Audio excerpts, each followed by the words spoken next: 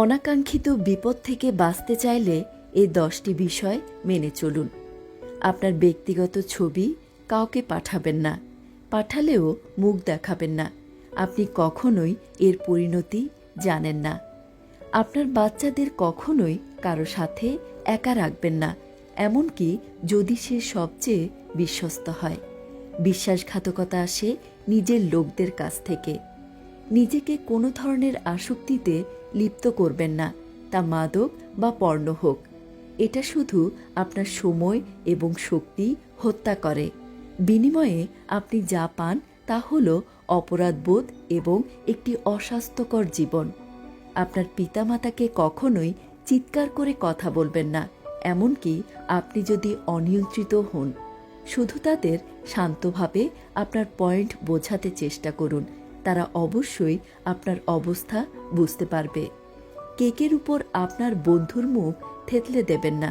এটি কতটা বিপজ্জনক হতে পারে আপনি প্রচুর ভিডিও দেখতে পারেন।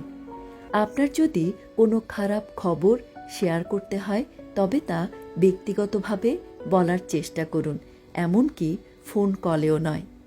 অপরিচিত নম্বর থেকে আসা কল কখনোই প্রত্যাখ্যান করবেন না। এটি আপনার পরিবার বা বন্ধুদের হতে পারে, যাদের কাছে তাদের ফোন নেই এবং তারা হয়তো সমস্যায় পড়েছেন।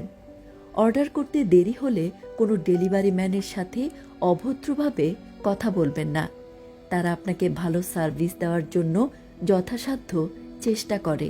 তারাও মানুষ এবং তাদেরও ভুল হতে পারে। ছোট বিক্রেতার কাছ থেকে ডিসকাউন্ট নেওয়ার চেষ্টা করবেন না। তারা লাভের জন্য জিনিস বিক্রি করে না, এটি শুধুমাত্র তাদের জীবিকা নির্বাহের জন্য। আপনি যদি একজন অভিভাবক হন, তাহলে আপনার সন্তানের আচরণে হঠাৎ পরিবর্তনকে উপেক্ষা করবেন না, সেটা সুখ বা দুঃখের যাই হোক না কেন।